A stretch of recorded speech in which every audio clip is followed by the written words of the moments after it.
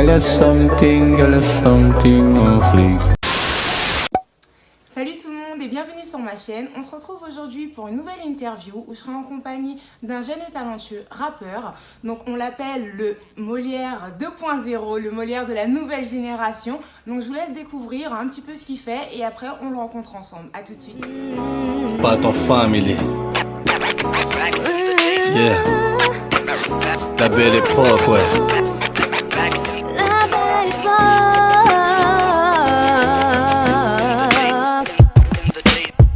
Olé, la street à 6 piges, je m'en enrôlé. Y'a ceux qui teasent, y'a ceux qui visent cabriolet.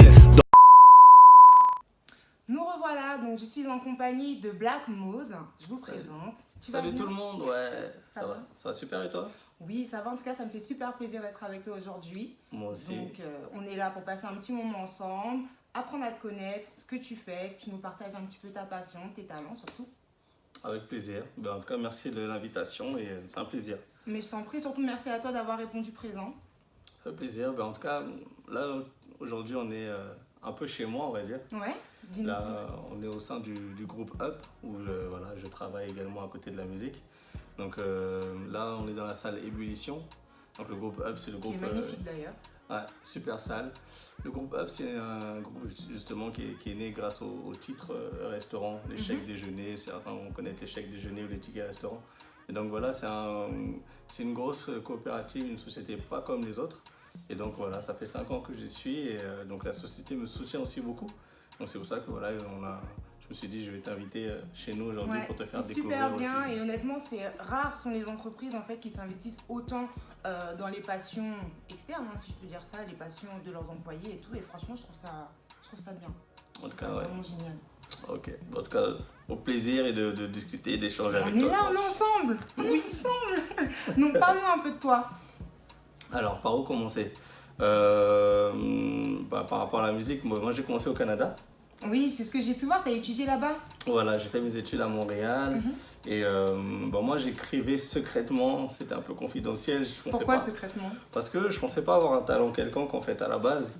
Et quand je suis parti à Montréal, c'est là que ça s'est accentué parce que quand la famille ou mes amis me manquaient, j'écrivais beaucoup en fait. Je me suis beaucoup réfugié dans l'écriture. Et après c'est comme ça qu'un ami en fait m'a dit voilà, tu écris super bien. Là, il y a un concours d'auteur à l'université, tu devrais t'y inscrire. Et moi, je n'ai pas osé, donc c'est lui qui m'a inscrit. Ça t'a freiné? T'as eu peur? En fait, c'est pas que j'ai eu peur, c'est que... En fait, moi, j'étais un garçon très timide, très réservé. Et puis, donc, pour moi, je ne me sentais pas légitime, en fait. Je me suis dit, non, ça, c'est pas pour moi, c'est pour les autres. Et je ne pensais pas avoir un talent quelconque. Donc... Et si j'avais pas eu des amis comme lui, je pense que j'aurais jamais osé faire quoi que ce soit dans la musique. Au niveau de l'écriture, Ouais. de la musique. Donc c'est C'est lui ça. qui t'a permis. C'est lui qui a déclenché ça. Ouais. Et une fois que mon texte a gagné ce concours, c'est là que je me suis dit, mais waouh, donc il y a des gens qui aiment ce que je fais. Et c'est là après, je me suis dit, bon, bah, peut-être pourquoi pas essayer. T'étais face à combien de personnes lors de ce concours? On était une trentaine. quand même. Ouais, mon texte, c'était mon texte Cœur blessé. D'accord. C'est un texte qui parlait un peu de ce que les hommes peuvent ressentir lorsqu'on a une déception amoureuse.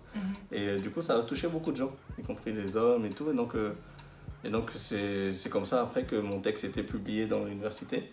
Et des gars ensuite qui chantaient de la soul, du R&B, ils m'ont ensuite contacté pour que je les aide à écrire des chansons. Ah oui, d'accord. Donc tout s'est vraiment enclenché à partir de ce moment-là. C'est ça, ouais. Ouais. Et t'es resté combien de temps à Montréal? 8 ans. Ah oui. 8 ans, ouais. Ça te manque pas trop? La mentalité parfois me manque parce que c'est un pays, je pense, qui m'a donné en fait, c'est là-bas que j'ai eu cette sensation de ne pas avoir de limite en fait. Donc là-bas, on incite beaucoup les jeunes à aller au bout de leurs rêves, de leurs passions et de se fixer aucune limite. Donc on va dire c'est peut-être c'est ce qui manque ici parfois en France parce qu'on est voilà, souvent on se cantonne à faire peut-être un seul truc ou une seule activité alors que je pense que chaque être humain est capable de faire beaucoup de choses. On peut avoir des aptitudes dans plusieurs domaines différents. Et là-bas en fait on encourage ça. Donc on va dire c'est ce qui manque, cette ouverture d'esprit. C'est ce que tu essayes aussi d'apporter ici, je pense. Exactement. Donc du coup maintenant ici j'essaye de montrer aussi aux gens que voilà, je pense qu'on est capable de faire beaucoup de choses chacun. D'accord. Et qu'est-ce que tu nous prépares de bon en cette année 2019? Là, en 2019, oh là, il y a plein de choses. Ça annonce du lourd, Ah du oui, très lourd. il y a plein de choses là. En fait, je suis sur un EP là. C'est quoi un EP? Un EP, en fait, c'est un mini-album. D'accord. Avant, on appelait ça un maxi. C'est un album de 6 titres. D'accord. Donc là, je suis sur cet EP là. En fait, j'ai déjà sorti 3 albums. Oui. Mais en fait, je me suis dit, là, on va revenir sur un EP parce que mon style aussi a évolué. Mon style a changé. Donc là, c'est le nouveau Black Moose maintenant que je vais faire découvrir. T'as grandi, t'as évolué, donc forcément Oui. il y a des choses qui sont passées dans ta vie qui font que tu as apporté des choses nouvelles, des choses différentes aussi à cette Exactement. EP, si je puis dire ça. C'est ça. Ouais. Et puis même dans le style, moi j'ai commencé par d'abord écrire, ensuite il y a eu le slam, donc ensuite le rap. Donc c'est vrai que cette transition-là, peut-être les gens ne la connaissent pas encore, donc j'ai envie de faire découvrir ça. Justement, est-ce que tu peux nous dire en fait quelle est la différence entre le slam et le rap? Parce que quand moi j'entends slam, automatiquement c'est vrai que je m'identifie à l'artiste Grand Corps Malade. C'est ça. Donc c'est vrai que c'est plus une récitation, je sais pas si je peux me permettre de dire ça, mais tu parles en fait sur un certain tempo, un certain rythme. Oui, Et le rap, ben oui, t'as un beat derrière et puis tu enchaînes. c'est ça. En fait, justement, le slam, c'est exactement ça, c'est de la poésie à l'oral. Ouais. Donc souvent, on va commencer, donc on va écrire, on écrit souvent des poèmes ou des poésies. Et en fait, c'est la manière de le présenter. Le slam, en fait, c'est présenté de manière poétique. Donc on va dire, c'est souvent des alexandrins ou on le fait a cappella à la base. Après maintenant, il y en a certains qui sont accompagnés de guitare ou d'instruments. Mais c'est sur un rythme lent. C'est vraiment c'est du phrasé, c'est du parler, le slam. Alors que le rap, oui, donc là on va mettre une bande son, un tempo, il va falloir faire un flow. Donc oui, ça demande des mélodies. Donc c'est ça la différence entre les deux. Le slam, on va dire c'est plus accessible parce que ça ne nécessite pas d'instrument forcément. Tout le monde peut slammer. Même toi aujourd'hui, je te donne un texte, tu peux faire du slam devant une foule de personnes. C'est ça. Au fur et à mesure, les gens me disaient mais tu écris bien, tu as des punchlines et tout, mais tu devrais faire du rap. Ouais. Et moi je dis non, parce que moi dès qu'on mettait du rythme, j'osais pas. Ouais. Je me suis dit oh non, je serais perdu, je suis pas capable. Et après un jour, voilà, de fil en Tu t'es aiguille, lancé? voilà, un jour on m'a envoyé une instru. Et c'est là que je me suis dit, ah mais ça sonne bien et tout, et j'ai trouvé une petite phrase, une petite gimmick dessus. J'ai dit, ah mais les gars, je vais faire du rap. C'est bon, je me lance, c'est parti. Je me lance, et depuis mon dernier album qui s'appelait Envole-toi, c'était que du rap. Et du coup là maintenant, je continue dans cette... Là, ton prochain album, en fait, le 4e, il y a une date, il y a quelque chose, en avant-première, on ne sait jamais. Ouais, en plus là c'est une excuse parce que là j'en ai parlé à personne encore. Un premier morceau qui va sortir fin mai, le 24 mai. Le 24 mai donc 2019, et puis le EP va sortir normalement à la rentrée 2019 en D'accord. septembre. Et sur cet album-là, tu vas allier les deux, tu vas allier le slam et le rap, ou tu vas vraiment Là, te ce sera cibler. du rap. D'accord. Là, On à a partir hâte du mois de que mai. ça arrive, en tout cas, on a très très hâte. Merci. Mais j'ai pu voir aussi sur ton Instagram que tu faisais part par rapport à un morceau, en toute honnêteté, je ne sais plus le nom, mais tu reversais en fait l'argent de ce titre à une association. Tu peux nous en parler un petit peu? Bien sûr, avec plaisir. En fait, c'est un morceau qui s'appelle L'Homme Invisible. J'ai créé ce morceau-là en fait par rapport au travail d'une association qui milite, enfin qui travaille beaucoup pour aider les sans-abri. D'accord. Voilà, donc elle aide les sans-abri, elle les accompagne, elle les aide à se nourrir, à trouver à les reloger aussi. Et moi je connaissais pas ce monde-là. Et lorsque j'ai découvert leur travail, je me suis intéressé beaucoup à ces personnes aux sans-abri, et je me suis posé beaucoup de questions en fait. Je voulais savoir comment, par exemple, une personne peut en arriver là, qu'est-ce qui a fait que dans sa vie, il y a eu un moment où ça a basculé. Et en me posant toutes ces questions-là, donc du coup j'ai écrit une chanson. Je me suis mis à la place d'un sans-abri. Donc dedans, c'est moi l'homme invisible. Et donc je l'ai proposé à l'association qui s'appelle Vue d'en bas, donc créée par Sophie Bigot. Et donc le morceau leur a plu, et du coup on en a fait un morceau, on va dire un peu l'hymne de l'association. Et donc dès que la chanson est téléchargée, donc les fonds sont reversés à cette association-là. Non, c'est pas mal. Honnêtement, c'est un bon soutien et c'est un bon projet. Merci. Parce Du que coup, c'est pas facile, on en voit tous les jours, malheureusement, on les croise, on ne fait pas forcément attention, c'est malheureux, mais il y en aura toujours, c'est dommage. Mais que des gens en fait s'investissent à faire de tels actes, je trouve ça bien.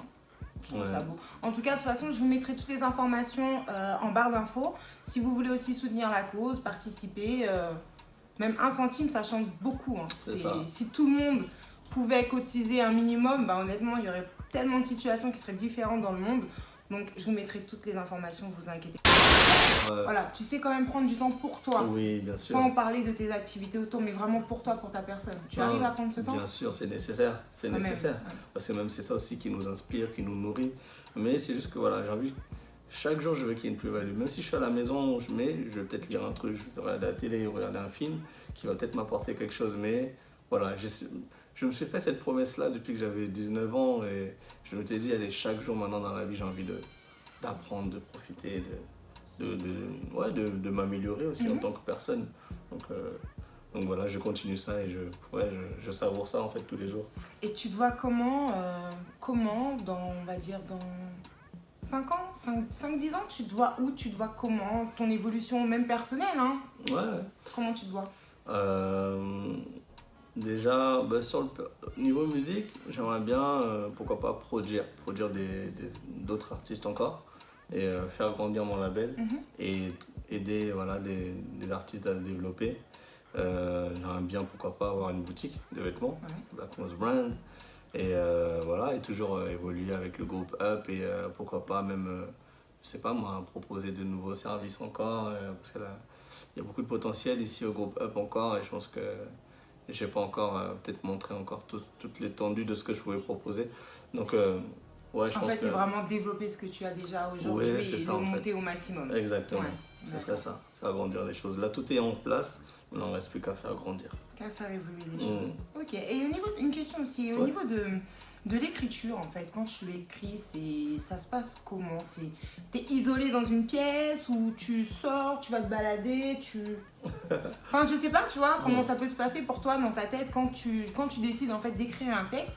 Est-ce que, je sais pas, tu t'enfermes chez toi, il faut plus te parler, ton téléphone est coupé, ou bien, je sais pas, tu vas dans un parc, dans un bar, t'as besoin de bruit autour de toi, d'une discussion, je sais pas.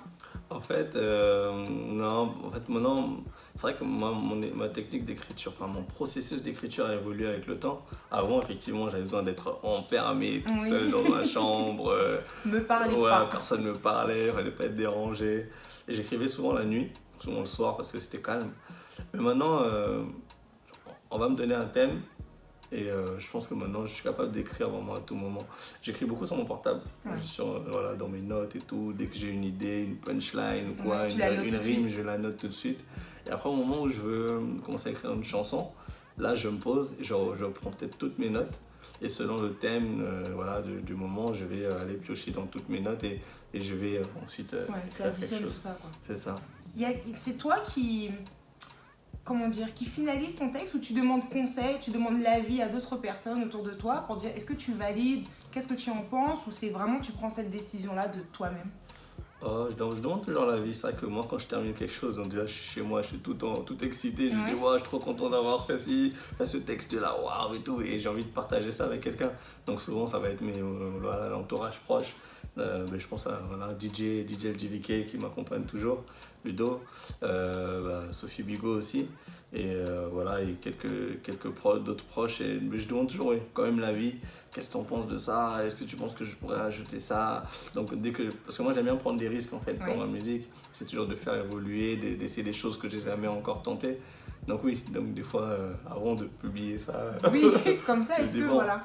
Je demande un peu l'avis quand même de quelques proches. Bon, on sait jamais, parce que étant donné que c'est toi, tu te produis et que tu es ton propre maître, donc tu pourrais prendre cette initiative de lancer un son et qui, malheureusement, certains ne l'aiment pas. De toute façon, il y aura toujours des avis négatifs. Il y aura toujours des détracteurs. Positif ou négatif, il y aura toujours. Donc ouais, tu peux prendre aussi ce risque-là. C'est ça, mais non, mais je préfère quand même demander. Ouais, je demande toujours, parce que parfois on n'a pas assez de recul soi-même. Et puis mes amis sont de bons conseils, très francs surtout. C'est surtout ça en fait. Très sincères. C'est ce qu'il faut. Donc quand on est entouré de gens sincères, voilà, ça nous aide à... Quand ça ne va pas, ils te le disent directement. Quand c'est nul, ils me disent ça. Recommence. Mon premier rap, du coup, j'avais fait un rap, j'ai envoyé, ils m'ont dit non. Ils m'ont dit non, refais encore. Laisse ça. On recommence, c'est mieux. Donc ils n'hésitent pas, j'ai de la chance sur ça. Voilà. Et des collaborations avec d'autres artistes pour l'écriture, peut-être pas pour à faire un featuring, mais pour écrire leurs textes des artistes d'aujourd'hui, non? Il y en a? Mais je le fais déjà. Je le fais déjà. J'écris pour pas mal d'artistes soul, R&B. Bon, ils sont pas encore connus du grand public, mais c'est un exercice que j'aime beaucoup. J'ai déjà approché certains artistes. Bah, il y avait, par exemple, bon, on peut le dire, il y a Gage, par exemple, qui était aussi à Montréal. Et il y a d'autres artistes qui m'ont aussi sollicité. Je fais un big up aussi à, voilà, à toute l'équipe tous les amis de Gage. Là-bas, il y avait Marc-Antoine, je pense que vous devez connaître aussi. Ah oui, oui. Et il y a d'autres voilà, d'autres chanteurs de Montréal qui aussi se font souvent appel à des gens pour écrire leurs textes. Mais c'est un truc que j'aime bien. Donc je pense que je vais peut-être continuer à le faire. sur cette Ouais. voie. Et peut-être le proposer à des artistes même qui sont aujourd'hui, qui ont une certaine popularité. Je vais essayer de... Ouais.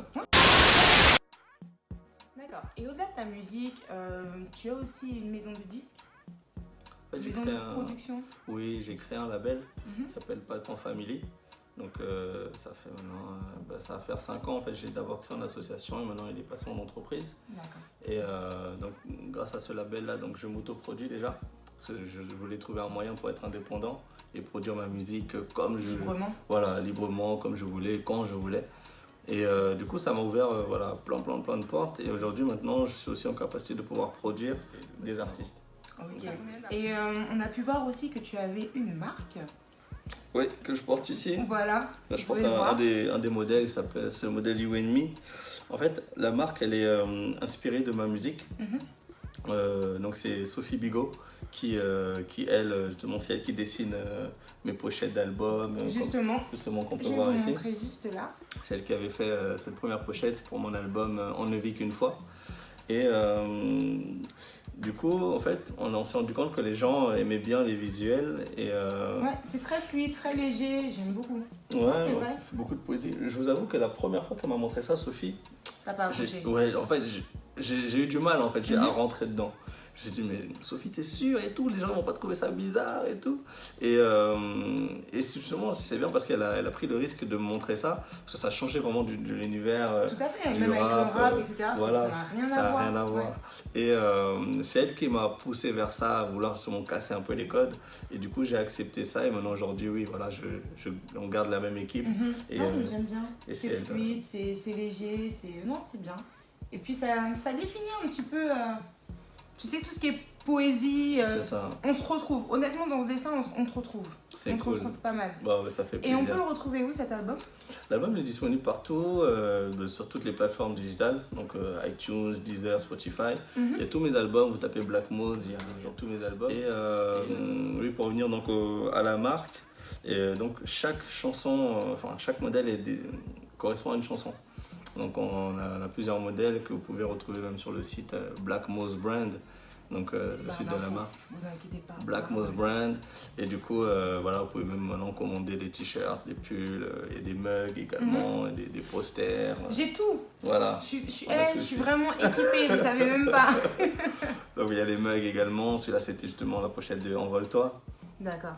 Donc on a fait toute une gamme comme les gens aimaient bien. Et puis, donc voilà, ça met aussi en avant Et puis ça correspond vraiment au titre, hein, parce que là C'est tu ça. me dis envole-toi, et oui, effectivement, c'est bien ça. Oh, c'est cool. Mais big up à Sophie Bigot, c'est elle qui dessine tout ça et alors maintenant on va essayer de développer cette marque également, Black Mose Brand. D'accord. Et là, tu as des concerts à venir, tu as des événements, des showcases. Ouais, bah, il y a plein de choses qui arrivent. Là, on prépare la sortie du premier morceau qui va s'appeler How to Say Goodbye, donc le 24 mai. Et puis entre-temps, on va le présenter à mes événements, puisque j'organise aussi des événements. À l'étage. Voilà, C'est ça. exactement. Ouais. Et un événement qui s'appelle Maddy Square Garden. Donc Maddy, c'est mon deuxième prénom, donc souvent les gens m'appellent Maddy. Donc Maddy Square Garden, j'ai voulu faire un clin d'œil à la salle de New York. Et donc l'événement a lieu tous les derniers mardis de chaque mois Ouais. à l'étage. Et donc je fais aussi découvrir des nouveaux talents, des nouveaux artistes. D'accord, donc en fait, les gens viennent, enfin les artistes viennent, se présentent. Il y a une audition ou... Non, en fait, c'est moi, je sélectionne 5 sélectionnes artistes par mois. D'accord. Et je les mets en avant voilà, à cet événement-là. Ah, c'est pas mal. Donc en fait, ils viennent avec leur propre public, C'est ça, ils font exact. leur propre communication pour que les gens C'est ça. puissent venir à l'étage. Exactement. Et du coup, là, on va le présenter peut-être mes nouveaux morceaux en fin de mois pour un peu annoncer le EP. J'attends mon invitation. Mais tu seras même pas invité, tu seras convoqué. Oh là là là là, j'attends ma convocation. Voilà. Sûr. Tu es convoqué. Dis-moi, où on peut te retrouver en fait sur les réseaux sociaux? Sur Facebook, Black Moz, donc Ouais. BLACK plus loin MOZ. Sur Instagram, Black Moz 92 parce que voilà, je vis dans le 92, Black Moz 92. Il y a quoi d'autre? Il y a Insta, il y a Snapchat aussi, pareil, Black Moz 92. Ok. Donc voilà, partout, Black Moz. Et ton site, de toute façon, je vais tout marquer en barre d'infos. Le comme site, ça. c'est Black Moz Brand, donc Black Moz Brand, donc tout attaché. Sans l'accent anglais, ça donne quoi? Parce que c'est. Ah d'accord, Attends, pour, quand même. pour les francophones, Black Moz Brand, Brand c'est BRAND, blackmozbrand.com. Je vais tout mettre, vous inquiétez pas, vous pourrez le suivre. Il y aura toutes ces actualités en fait dans la barre d'infos. Et vous pourrez vous connecter, vous abonner, suivre, faire les followers, les fanatiques. Il n'y a pas de problème. Il n'y a pas de souci. En tout cas, pour moi, ce fut un plaisir de te rencontrer aujourd'hui. J'ai apprécié le moment qu'on a passé. J'espère que vous aussi, ça vous a fait plaisir. N'hésitez surtout pas à me dire en commentaire si vous souhaitez le revoir. Il n'y a pas de souci. Moi, je peux me déplacer à cet événement et tout. Il n'y a aucun problème. Si vous souhaitez voir aussi d'autres vidéos du même style, des interviews avec d'autres artistes, il n'y a pas de souci. On répondra toujours présent. En tout cas, je vous fais des gros bisous et je vous dis à la prochaine. En bonne compagnie. Ciao, ciao. Yeah, c'est Black Moz pour Jill Talk. Donc voilà, un petit slam pour terminer en chanson, en parole. L'amour n'est pas un film, des séquelles pas un film. En plus de rendre aveugle, peut même rendre les braves infirmes. À tordre, tu m'as donné du fil. À tort, souvent je me défile. Accords difficiles, les torts, on se les refile. Je veux habiller ma vie d'amour, lui mettre des costards. On pourrait jouer les accusés comme je dis Foster. Je suis comme un vagabond perdu sans guide du routard. Au lieu de s'expliquer, chez nous, on fait des constats. Paraît que l'amour dure 3 ans, que c'est pour les passionnés. La routine monte le bout de son nez alors qu'on l'a pas sonné. On prend sans hésiter, mais on ne sait pas donner. On accuse, mais mon Dieu, on ne sait plus pardonner. L'amour n'est pas un jeu, ne minimisons pas l'enjeu. Les sentiments te parlent, donc ne les mettons pas en jeu. Qui a raison, hein? Coupons la poire en deux. On sait ce qu'il nous faut, mais on ne sait toujours pas ce qu'on veut. C'est Black Moz, baby. Jill Talk.